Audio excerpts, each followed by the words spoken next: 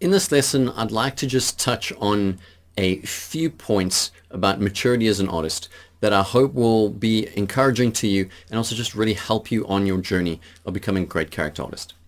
The first point is that I want to encourage you to be very selfish about your art. And when I say selfish, I don't mean not loving to others. What I mean is really do the work you want to do. Focus on your own work. Don't worry about other people's work. Don't worry about comparing yourself to other people's art. You could never be them. You could never do what they do simply because you aren't them. Focus on your own work. Focus on your own style. Focus on your own art goals. That is very, very important. When you look at someone else's work, perhaps an artist you feel might be better than you, look at it in an appreciative sense and also see what you can learn.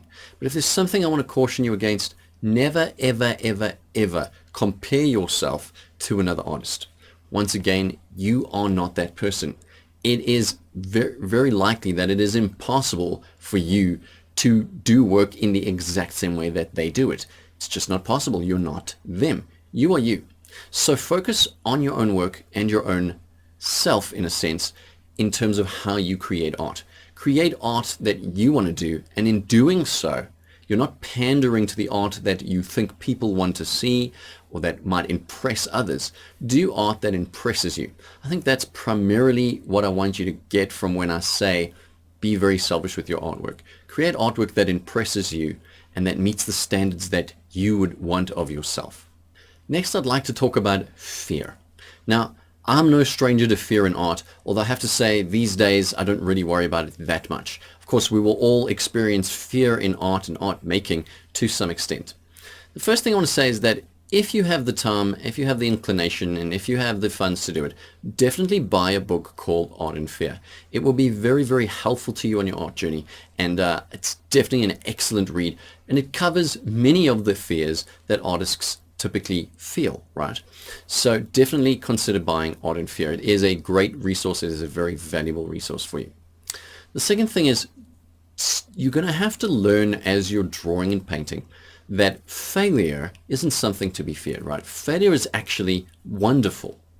Think about a kid who burns himself on the stove for the first time, right? At that moment, sure, it does suck. I mean, he's burned himself and that's horrible. But he has learned something pretty valuable from that experience, and it's unlikely that he's going to make that mistake again, right? So what I want to encourage you to do is start becoming fearless. Be courageous. Be brave. Don't stare at the blank page in trepidation. Don't worry about drawing or put it off or procrastinate because you're worried it might not be good. Who cares about good? What is good? I mean, do we have various ideals and standards of what we feel good is? It may vary from person to person. As long as you're learning the theory, you're practicing daily based on the theory, you will gain skill in art. So you don't need to worry about being good or that creating a good piece. Just create the work you want to create. And over time, you will reach a place where you realize that you've gotten to where you wanted to be in your art. Ultimately, that's what it's going to come down to. You're going to want to be somewhere, and you're going to have to take a journey to get there. So let go of your fear. Maybe it's too easy to say that to you, to let go of your fear. But I want to encourage you. You need to be courageous. You need to be brave. And more importantly, you need to be willing to fail. You need to be willing to fail a lot. If you're unwilling to fail and you don't like the taste of failure, perhaps art isn't for you. Lastly, I want to talk about the fear related to technical ability. That is your ability to draw good lines, to understand forms, to implement the theory correctly. Technical ability is very much a learned thing. It is very much a learned thing. You learn the theory, you implement exercises, you grind it into your brain, and eventually it becomes a part of you. When it becomes a part of you, you start doing drawings, people look at your work, and they think it's magic coming out of that pencil. But really, it's just repetition of the theory, constantly hammering it into your brain, that you're able to eventually make it a part of you. So I want you to not be afraid of doing art because you're worried about your technical ability. It really is a technical thing. Once again, remember, art is a medium. So when you're learning how to implement in this medium, it really is just a process of, well, this works and this doesn't work. I also want to add that, when we're talking about character drawing, we're talking about anything that's kind of realist, right?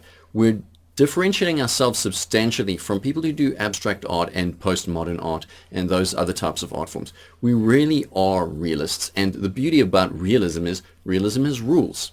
You learn the rules, you implement the rules, you get better at art.